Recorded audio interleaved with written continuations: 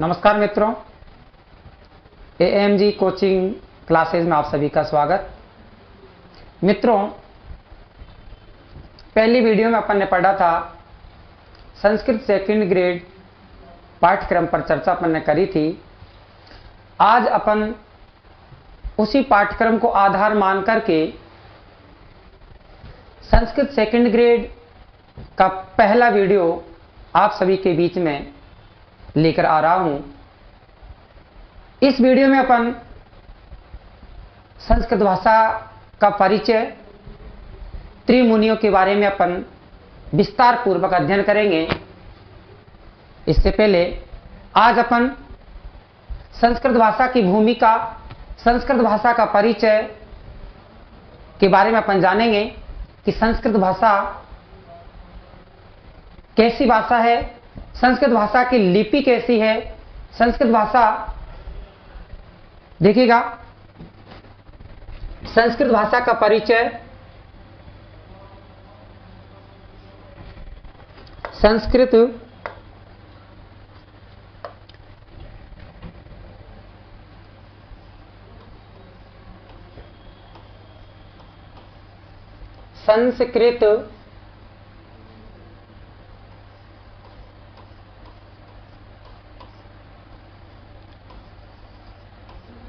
भाषा का परिचय आपके बीच में।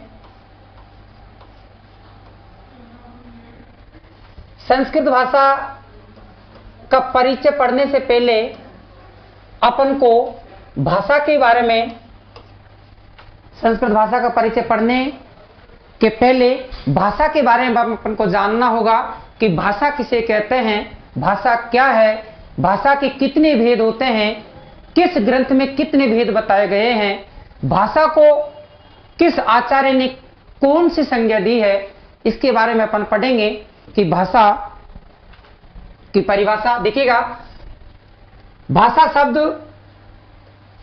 को अपन पढ़ें तो मित्रों, भाषा शब्द एक स्त्रीलिंग शब्द है जिसमें भाष धातु से टाप प्रत्यय लग करके भाषा बना है, जिसको अपन लिंग बता सकते हैं कि स्त्रीलिंग में भाषा शब्द कहलाता है।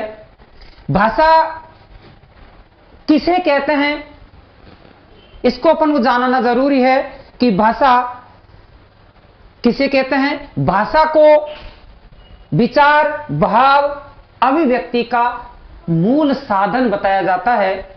देखिएगा, भाषा को अपन जाने तो विचार, भाव और अभिव्यक्ति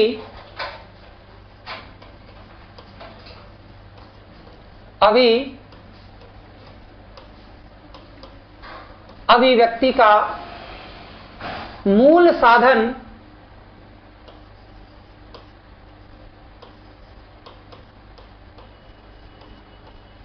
अपन इसको कह सकते हैं कि भाषा किसे कहते हैं, भाषा क्या है। तो याद रखें, विचार, भाव, अभिव्यक्ति का मूल साधन जो होता है उसे हम भाषा कहते हैं। भाषा को अपन जाने कि भाषा को किन किन नामों से संबोधित किया जाता है, भाषा को किन किन नामों से अपन जानते हैं। तो देखिए, भाषा को अपन जानते हैं तो देखिएगा,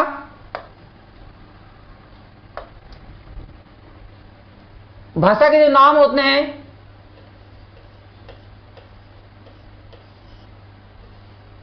वाणी, भाषा को वाणी कहते हैं, भाषा को अकिल कहते हैं,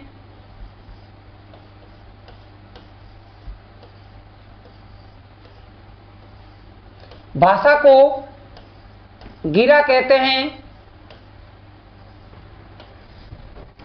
भाषा को वाणी, भाषा को अकिल, भाषा को गिरा, गिर, वाचा लिख देता हूं मैं। गिर,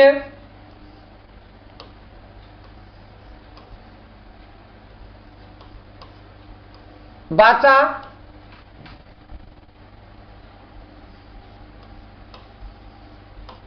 वाक,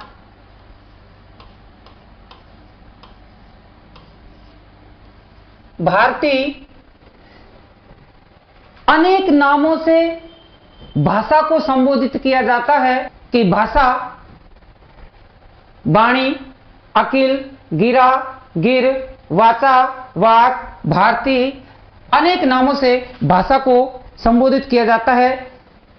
परंतु देखिए मित्रों, लोक संत भर्तृहरि जी, मैं आपके सामने बता रहा हूं, लोक संत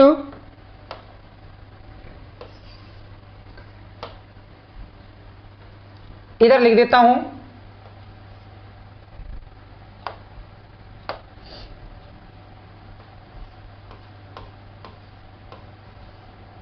लोक संत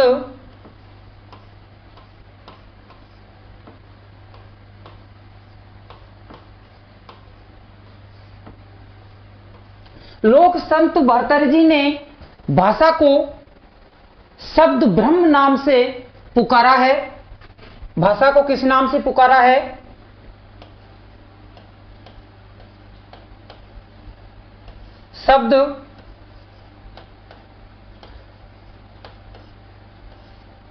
शब्द ब्रह्म नाम से भाषा को पुकारा है। हमारे माननीय भर्तृहरि जी महोदय ने भाषा को शब्द ब्रह्म की संज्ञा दी है। इसी के साथ आचार्य दंडी, जिसको अपन कह सकते हैं, अर्थात अपने 10 कुमार चरितम की जो रचयिता है माननीय दंडी महोदय जी,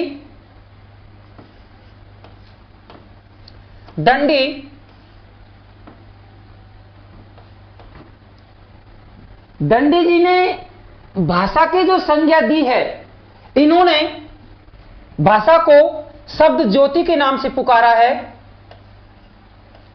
शब्द ज्योति के नाम से, शब्द ज्योति के नाम से हमारे आदरणीय दंडी साहब ने पुकारा है। भर्तृहरि जी ने शब्द ब्रह्म कहा है, आचार्य दंडी जी ने शब्द ज्योति कहा है। इनका समर्थन हमारे आचार्य पतंजलि जी,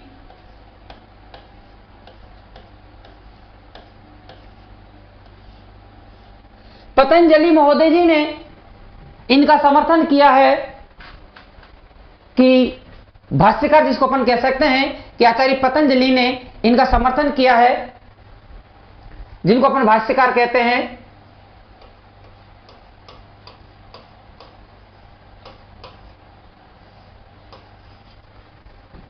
आगे देखिएगा, पतंजलि के द्वारा रचित महाभाष्य ग्रंथ में और यास्क के द्वारा रचित निरुक्त ग्रंथ में भाषा को, देखिएगा इधर लिख देता हूं मैं आपके सामने,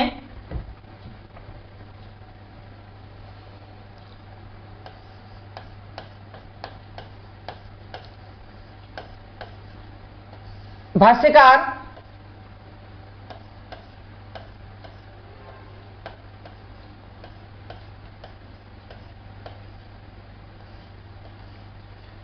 पतंजलि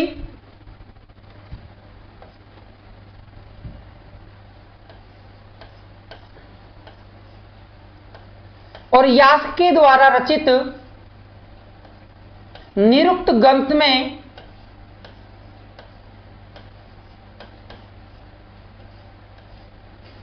जो निरुक्त ग्रंथ है आचार्य यास्क के द्वारा रचित ग्रंथ है, जिसमें देखिएगा भाषा के भेद बताए गए हैं कि भाषा के कितने भेद होते हैं। तो याद रखें कि भाष्यकार पतंजलि ने और यास्क के द्वारा रचित निरुक्त ग्रंथ में भाषा के 4 भेद बताए गए हैं।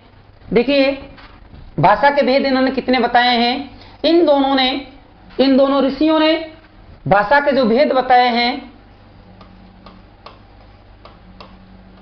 भाषा के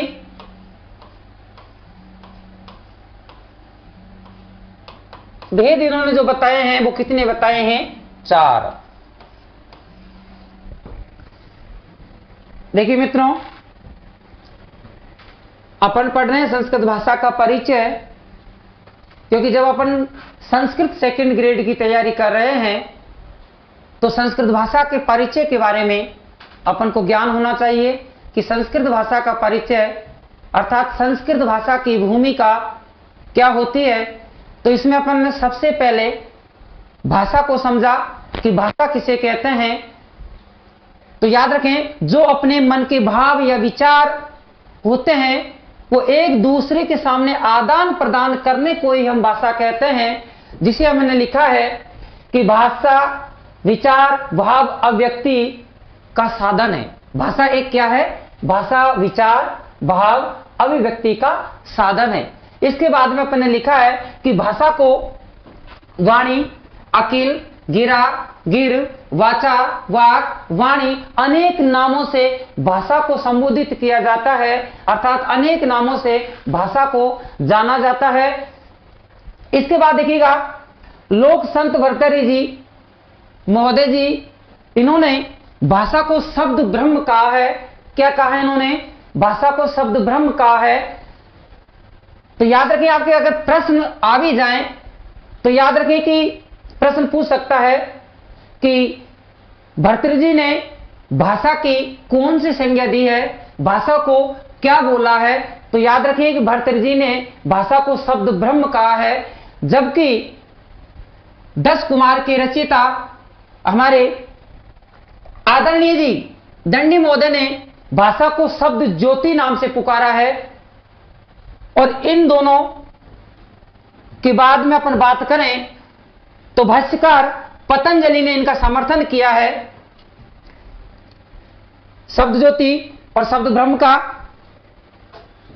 और आगे देखिएगा, पतंजलि के द्वारा रचित महाभाष्य ग्रंथ में और यास्क के द्वारा रचित निरुक्त नामक ग्रंथ में भाषा के 4 भेद इन्होंने बताए हैं कि भाषा के 4 भेद होते हैं। वो भेद कौन कौन से होते हैं वो देखिएगा। भाषा के 4 भेद इन्होंने बताए हैं, मैं लिख देता हूं आपके। नंबर 1 परा, नंबर 2 इन्होंने बताया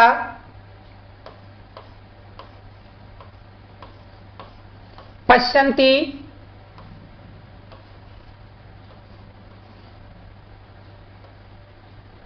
परा, पश्यन्ति, मध्यमा, वैखरी। नंबर 3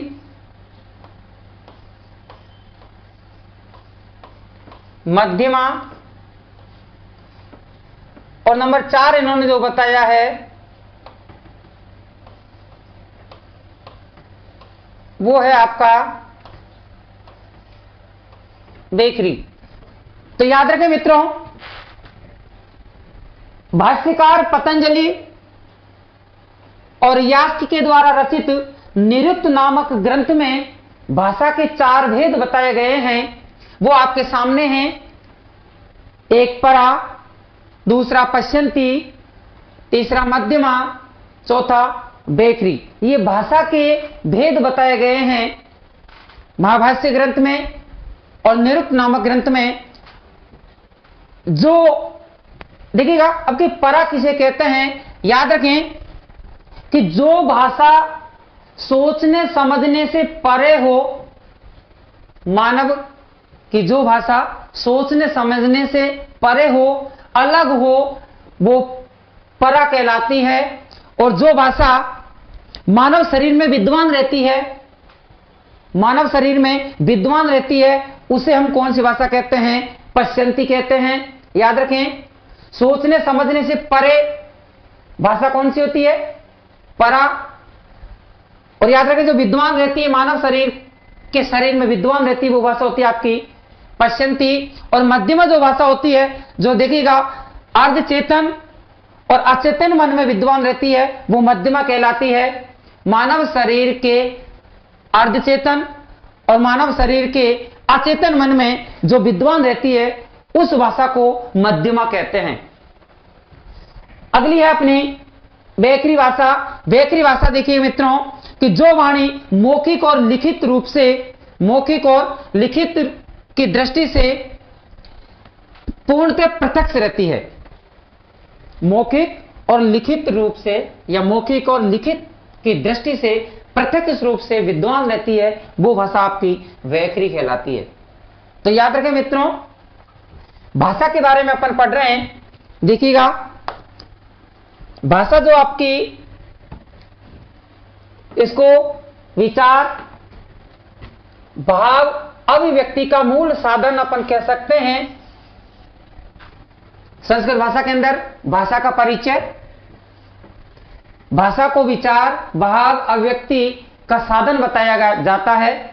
परिभाषा अपन कह सकते हैं कि अपने मन के भाव या विचारों को एक दूसरे के सामने आदान प्रदान करने को भाषा कहते हैं। भाषा के 4 भेद होते हैं।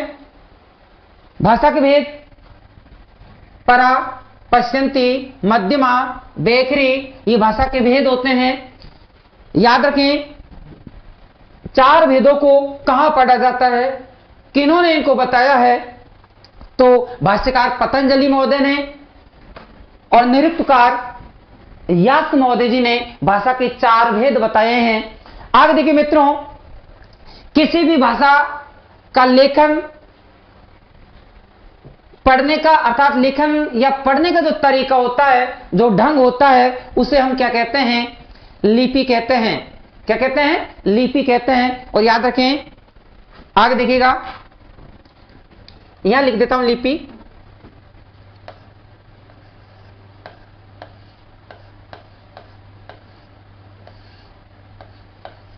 लिपि, लिपि किसी भाषा में लेखन का जो तरीका होता है, जो ढंग होता है या उसे अपनाया जाता है, उसे हम लिपि कहते हैं। लिपि देखिएगा कि लिपि ब्राह्मी, मैं लिख देता हूं आपके सामने,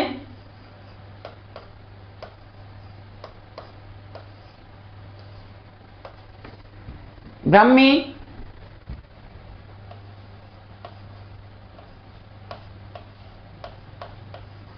खरोष्टी, एक तो ब्राह्मी हो गई, एक खरोष्टी हो गई, और इसके बाद में अपन लिखेंगे देवनागरी, श्री, शारदा, यह लिख देता हूं श्री,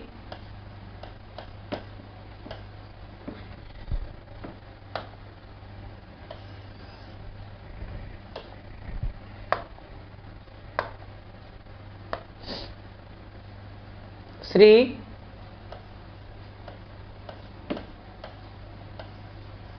शारदा, देवनागरी,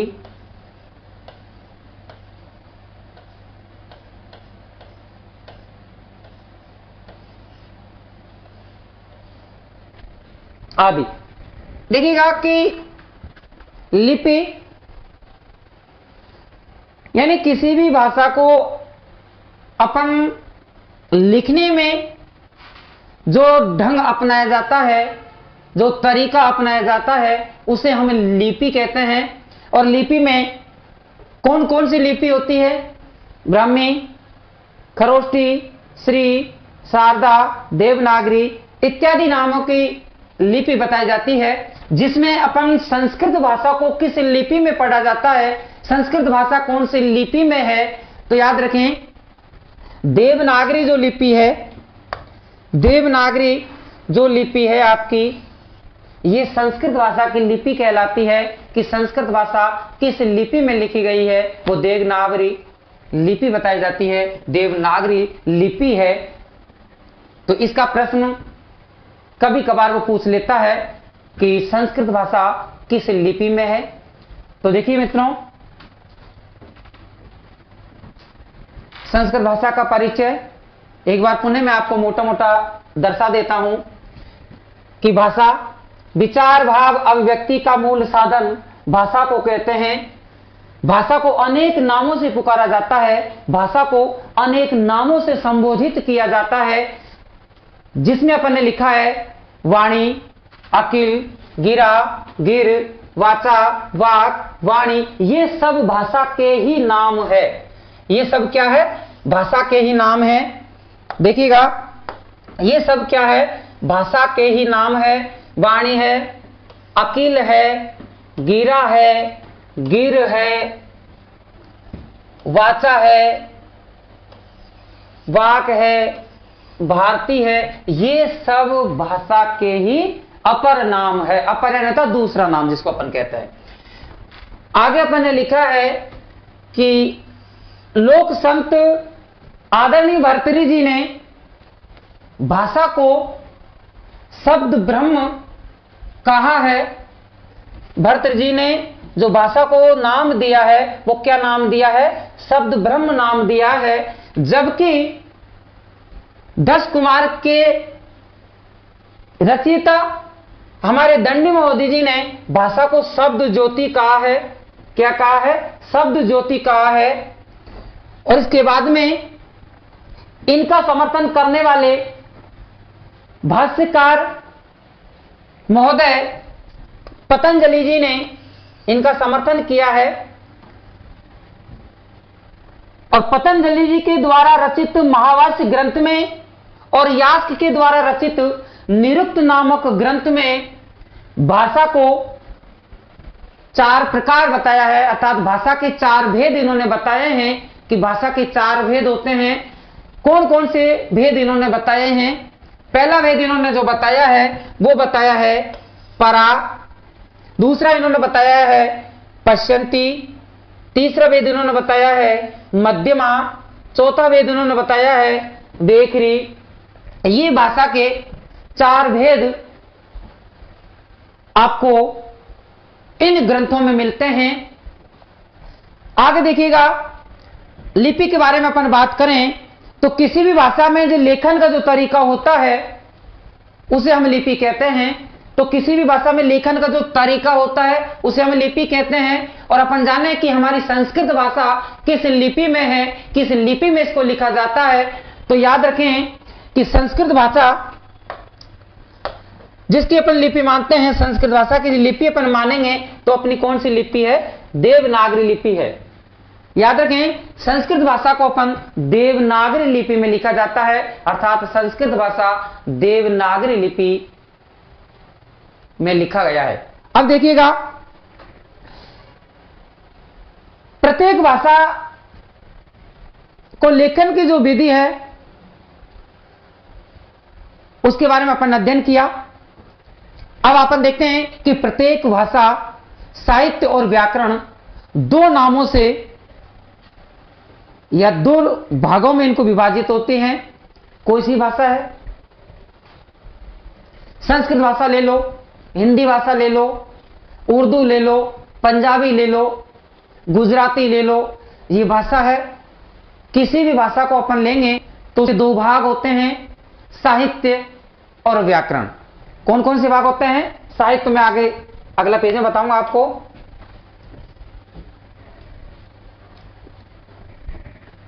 भाषा के जो भेद होते हैं आगे अपन ने लिखे हैं कि प्रत्येक भाषा साहित्य और व्याकरण 2 भागों में विभाजित होती है। यह लिखता हूं मैं आपके सामने।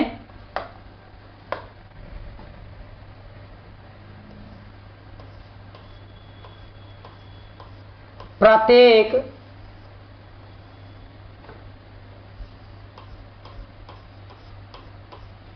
भाषा दो भागों में प्रत्येक भाषा 2 भागों में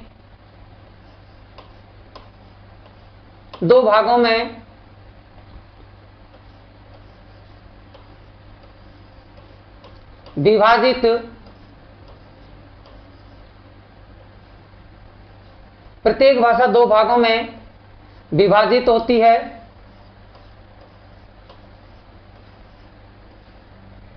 प्रत्येक भाषा दो भागों में विभाजित होती है। एक अपन कह सकते हैं व्याकरण, दूसरा भाग अपन कह सकते हैं साहित्य,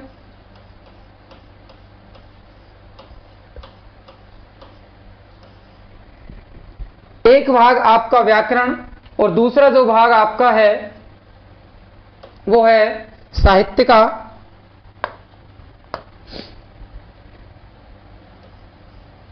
ये साहित्य।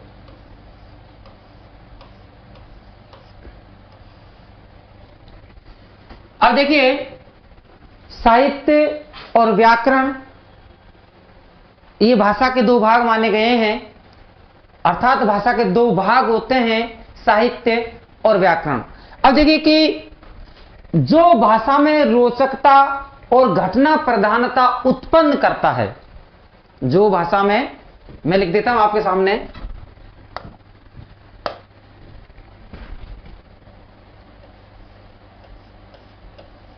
जो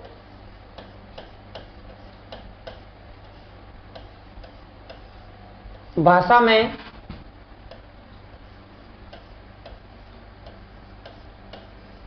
रोचकता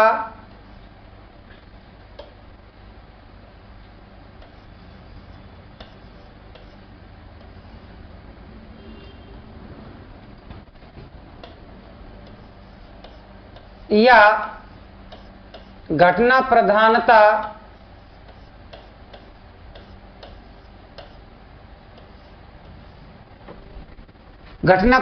उत्पन्न कर देता है,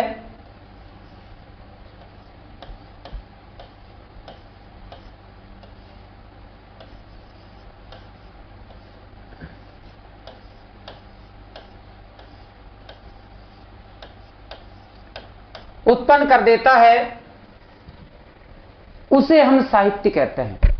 याद रखें कि जो भाषा में रोचकता, घटना प्रधानता उत्पन्न कर देता है उसे हम साहित्य कहते हैं। और इसी के साथ में व्याकरण है कि व्याकरण किसे कहते हैं, तो याद रखें व्याकरण एक वह शास्त्र है जिसके द्वारा हम शुद्ध लिखना, पढ़ना या बोलना सीखते हैं, उसे हम व्याकरण कहते हैं। तो याद रखिए कि व्याकरण किसे कहते हैं, देखिएगा कि व्याकरण उच्चारण की दृष्टि से शुद्धिकरण करना लिख सकते हैं अपन। तो देखिएगा, भाषा में वर्तनी,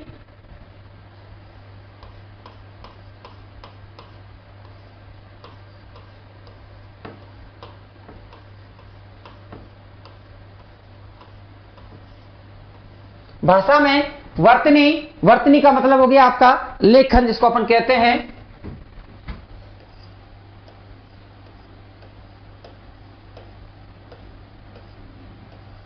लेखन। तो भाषा में वर्तनी अर्थात लेखन और उच्चारण,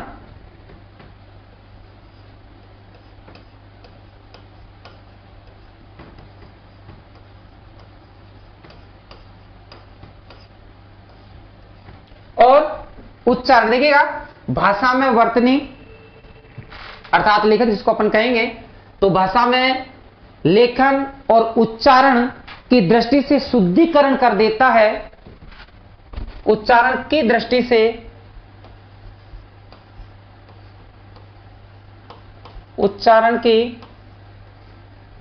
से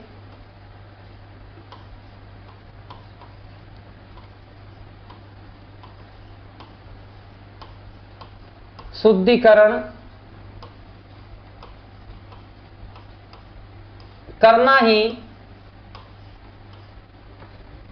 क्या कहलाता है, व्याकरण कहलाता है। साधारण सी भाषा में आपको बताऊं कि व्याकरण किसे कहते हैं, तो याद रखें कि व्याकरण एक वह शास्त्र है जिसके द्वारा शुद्ध लिखना, शुद्ध बोलना, शुद्ध पढ़ना सीखते हैं, उसे हम व्याकरण कहते हैं। अब बात ये आती है कि वे शास्त्र कौन कौन से हैं। तो मित्रों, संधि, समास, कारक, प्रत्यय, उपसर्ग आदि ये सब शास्त्र कहलाते हैं। तो इन्हीं के द्वारा शुद्ध लिखा जा सकता है, शुद्ध पढ़ा जा सकता है, जिसे हम व्याकरण कहते हैं। अब देखिएगा,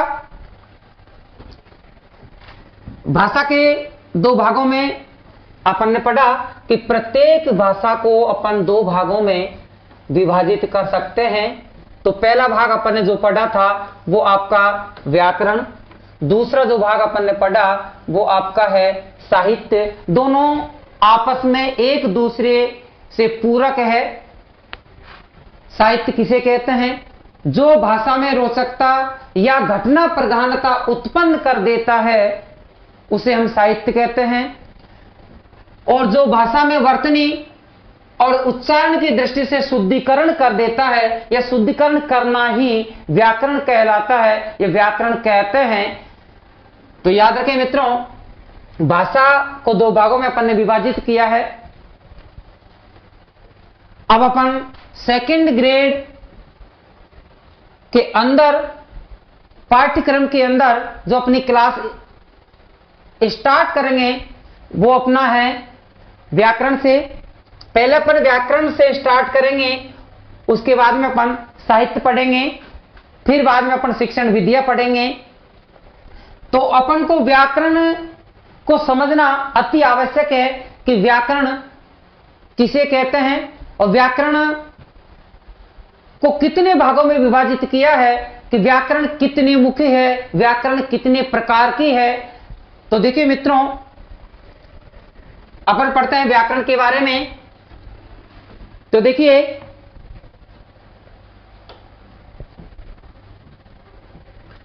व्याकरण के बारे में पढ़ेंगे अपन। यह बता देता हूं आपको कि व्याकरण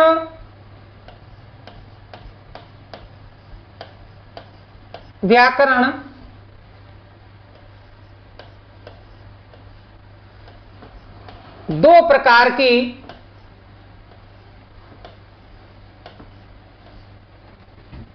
अर्थात द्विमुखी जिसको अपन कह सकते हैं,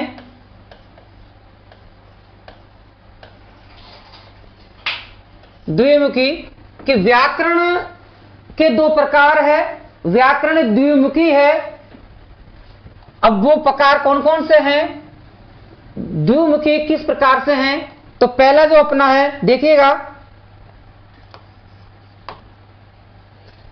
जिसको अपन कह सकते हैं कि व्याकरण की दो परंपरा है। व्याकरण की कितनी परंपरा है? दो परंपरा है। पहली अपन पढ़ते हैं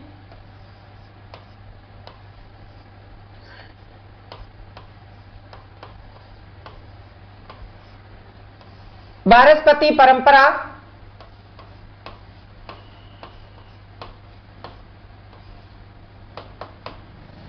दूसरी आपकी है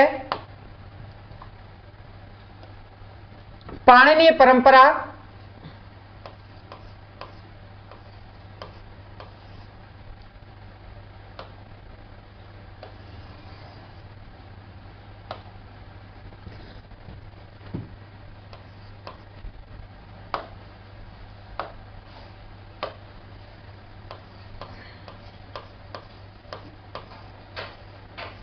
पाणिनीय परंपरा,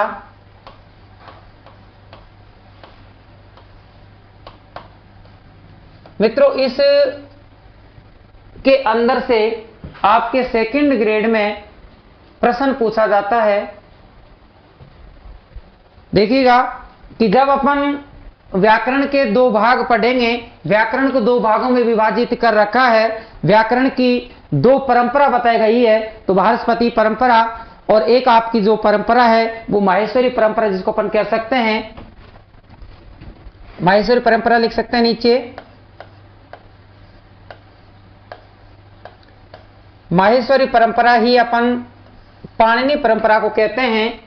तो मित्रों, वाचस्पति परंपरा को अपन समझेंगे तो देखिएगा कि वाचस्पति परंपरा के बारे में अपन कहें तो ये आपकी वैदिक परंपरा कहलाती है। कौन सी परंपरा कहलाती है? ये वैदिक परंपरा। ये आपकी वैदिक परंपरा है और ये आपकी लौकिक परंपरा है।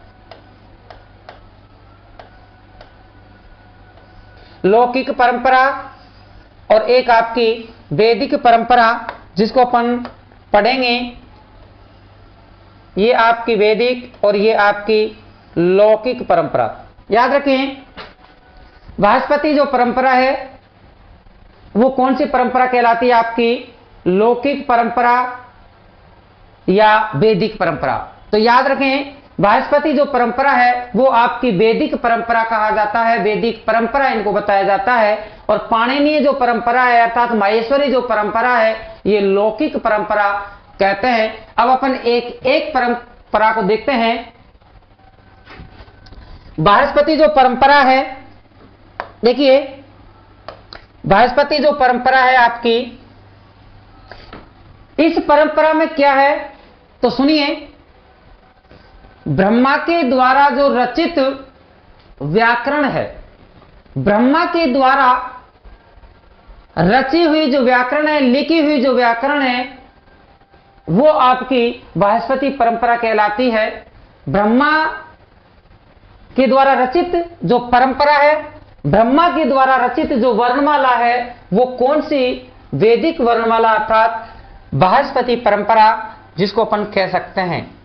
तो याद रखें, इस बृहस्पति परंपरा के बारे में अपन पढ़ें कि ब्रह्मा ने संपूर्ण व्याकरण शास्त्र का निर्माण करके, ब्रह्मा ने संपूर्ण शास्त्र का अर्थात व्याकरण शास्त्र का निर्माण करके, पहले देखते हैं कि सर्वप्रथम वैदिक काल में जो व्याकरण आई थी वो सर्वप्रथम किसने दी थी अपन को? ब्रह्मा ने। तो ब्रह्मा ने संपूर्ण व्याकरण की रचना करके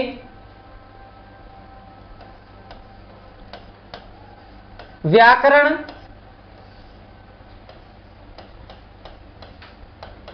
शास्त्र की रचना करके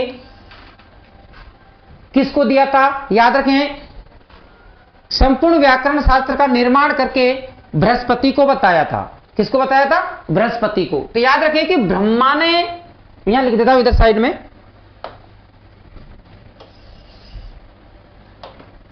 इस परंपरा के आधार पर पढ़ रहे हैं अपन, बृहस्पति परंपरा के आधार पर पढ़ रहे हैं कि ब्रह्मा ने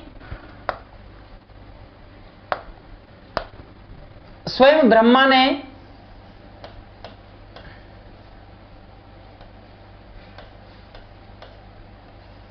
संपूर्ण व्याकरण शास्त्र की रचना करके बृहस्पति जी को बताया। बृहस्पति जी ने उस व्याकरण ज्ञान को इंद्र को दिया और इंद्र ने उसी ज्ञान को यम, वरुण, रुद्र आदि देवताओं को प्रदान किया। तो याद रखें, ब्रह्मा ने जो इस व्याकरणिक ज्ञान को किसको दिया था?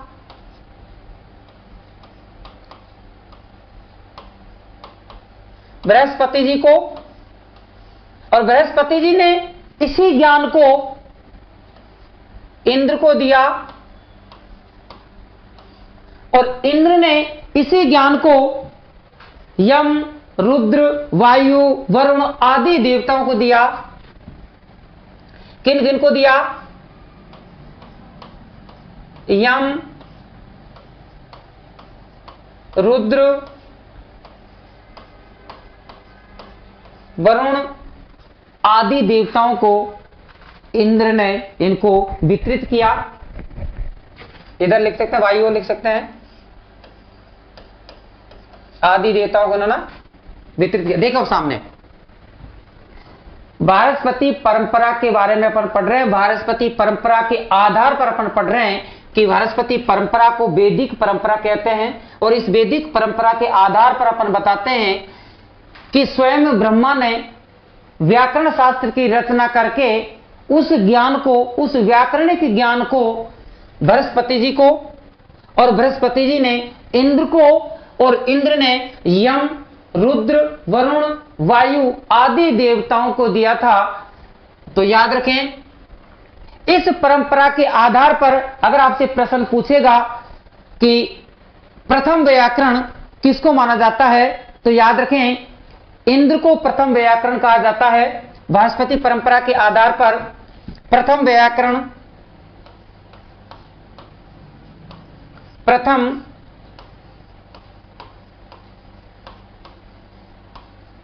व्याकरण किसको कहते हैं?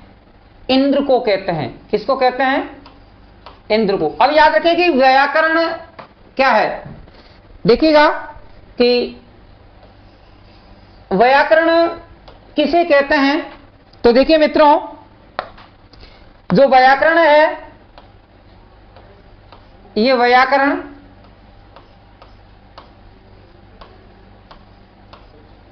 यानी व्याकरण को समझने वाला, व्याकरण को जानने वाला, व्याकरण के ज्ञाता जिसको, अर्थात व्याकरण का ज्ञान जिसको होता है, व्याकरण को अच्छे प्रकार से समझता है, वो व्याकरण कहलाता है। तो याद रखें, इस वैदिक परंपरा के आधार पर प्रथम व्याकरण किसे माना है? वो है इंद्र को। अर्थात प्रश्न अगर पूछेगा तो प्रश्न पूछेगा प्रथम व्याकरणाचार्य कहलाता है। प्रथम व्याकरणाचार्य अस्ति या प्रथम व्याकरणाचार्य आसीत। तो याद रखें, आपकी जो प्रश्न होगा उसका उत्तर होगा इंद्र। प्रथम व्याकरणाचार्य आपका इंद्र होगा। अगर इसी परंपरा के आधार पर पूछें कि प्रथम प्रवक्ता किसको कहा गया है? प्रथम प्रवक्ता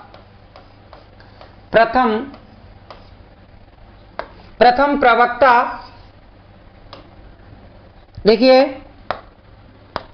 प्रथम प्रवक्ता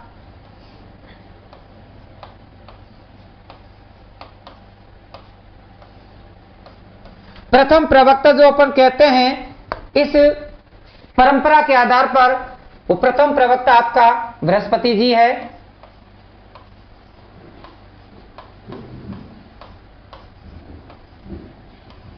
तो याद रखें,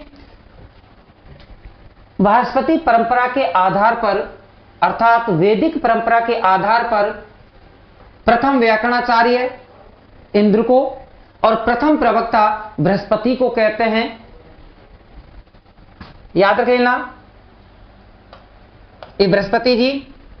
प्रश्न यहां से बन सकता है कि प्रथम व्याकरणाचार्य किसे कहते हैं? वो इंद्र जी है और प्रथम प्रवक्ता बृहस्पति जी को कहते हैं। अभी दूसरी जो परंपरा आपकी आती है वो है आपकी माहेश्वरी परंपरा। कि माहेश्वरी परंपरा किसे कहते हैं? जिसको अपन लौकिक परंपरा के नाम से जानते हैं। तो देखिएगा, माहेश्वरी जो परंपरा है, इस परंपरा के आधार पर महेश्वरी ही, अर्थात प्रथम व्याकरणाचार्य हुए थे। महेश्वर जिसको अपन कहते हैं भगवान शिव जी को, कि महेश्वर ही इसके प्रथम व्याकरणाचार्य हुए थे। इस पाणिनि परंपरा के आधार पर अगर अपन माने तो इसके जो प्रथम व्याकरणाचार्य हुए थे, प्रथम व्याकरणाचार्य वो आपके कौन थे? वो महेश्वरी थे। माहेश्वर कह दें, महेश्वर कह दें। इस लौकिक परंपरा के आधार पर अगर पूछें तो याद रखें कि प्रथम व्याकरणाचार्य जी महेश्वर थे, अर्थात भगवान शिव जी थे, प्रथम व्याकरणाचार्य हुए थे। कहा गया है कि माहेश्वरी सूत्रों के माध्यम से पाणिनि जी को व्याकरण का ज्ञान हुआ था। इसके बारे में मैं आपको चर्चा विस्तार से बताऊंगा जब अपन वर्णमाला पढ़ेंगे, माहेश्वरी सूत्र पढ़ेंगे, तब इसकी विशेष चर्चा अपन करेंगे। देखिएगा, पाणिनि परंपरा, बृहस्पति परंपरा, ये दो परंपरा है आपकी व्याकरण की, अर्थात दो परंपरा द्विमुखी, जिसको अपन कह सकते हैं कि व्याकरण द्विमुखी है। पहला बृहस्पति, दूसरा पाणिनि परंपरा अर्थात महेश्वरी परंपरा, महेश्वर या महेश्वर परंपरा जिसको अपन कहते हैं। बृहस्पति परंपरा वैदिक परंपरा कहलाती है, पाणिनि परंपरा लौकिक परंपरा कहते हैं। वैदिक परंपरा के आधार पर बात करें तो संपूर्ण व्याकरण की रचना करके, अर्थात ब्रह्मा जी ने संपूर्ण व्याकरण की रचना करके वो व्याकरणिक ज्ञान किसको दिया था? बृहस्पति जी को दिया था। और बृहस्पति जी ने उसी ज्ञान को इंद्र को दिया था, और इंद्र ने उसी ज्ञान को यम, रुद्र, वरुण, वायु आदि देवताओं को दिया था। और इसी परंपरा के आधार पर, वैदिक परंपरा के आधार पर अगर अपन प्रश्न माने कि प्रथम व्याकरणाचार्य किसे कहते हैं, वैदिक परंपरा के आधार पर या बृहस्पति परंपरा के आधार पर प्रथम व्याकरणाचार्य किसे कहते हैं, तो आपका उत्तर रहेगा इंद्र। और प्रथम प्रवक्ता पूछें कि वैदिक व्याकरण के आधार पर, बृहस्पति परंपरा के आधार पर प्रथम प्रवक्ता किसे कहते हैं, तो आपका उत्तर रहेगा बृहस्पति। क्या रहेगा? बृहस्पति। तो याद रखें, अब पाणिनि परंपरा की अपन बात करें तो पाणिनि परंपरा को अपन माहेश्वरी परंपरा भी कहते हैं। माहेश्वरी परंपरा के आधार पर बात करें कि इसके प्रथम व्याकरणाचार्य माहेश्वर स्वयं भगवान शिव जी को माना जाता है। और इसी परंपरा के आधार पर पाणिनि जी ने अपना व्याकरण ज्ञान प्राप्त किया था। तो देखिएगा, ये आपकी दो परंपरा है, जबकि आपके सिलेबस में परंपराओं के बारे में जिक्र नहीं किया गया है। फिर भी आप याद रखें कि संस्कृत भाषा की भूमिका, संस्कृत भाषा का परिचय अपन पढ़ते हैं तो दो भाग, दो परंपराओं को अपन को जानकारी में होनी चाहिए। तो देखिएगा, बृहस्पति परंपरा और पाणिनि परंपरा। इसके बाद में अपन जो पढ़ेंगे, जो आपको पढ़ना चाहिए, वो अपन इसके बाद में पढ़ेंगे व्याकरण के त्रिमुनि। मित्रों, अवश्य इसमें से एक प्रश्न आता है कि व्याकरण के त्रिमुनियों में से प्रश्न आपसे जरूर पूछता है कि व्याकरण के त्रिमुनि कौन कौन से हुए, किसे अपन त्रिमुनि के बारे में अपन चर्चा करें। तो देखिएगा, आपके सेकंड ग्रेड में प्रश्न आया हुआ है कि त्रिमुनि कहलाते हैं, ऑप्शन में दे रखा था, उसी के आधार पर आंसर सही करना है। तो देखिएगा, त्रिमुनि के बारे में बता देता हूं आपको अगला पेज में। देखिएगा, त्रिमुनि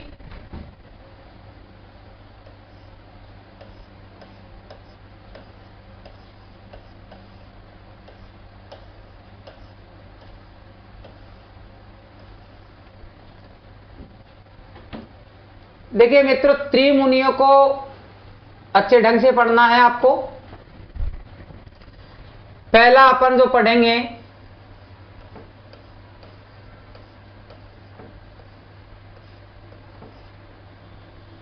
पाणिनि,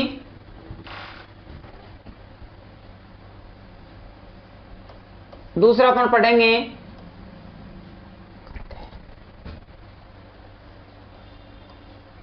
कात्यायन,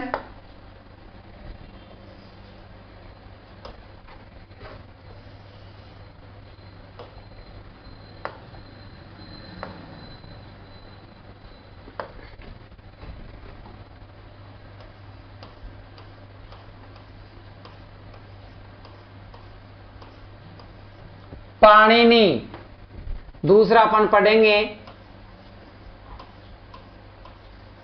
कात्यायन। यहां से प्रश्न जरूर पूछता है मित्रों, याद रखें।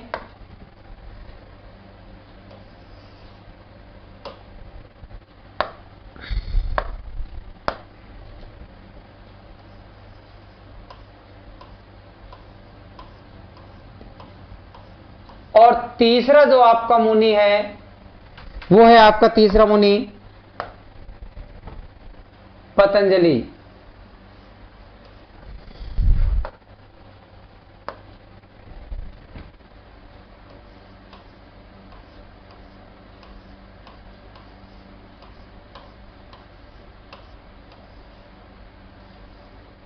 पतंजलि। देखिए मित्रों,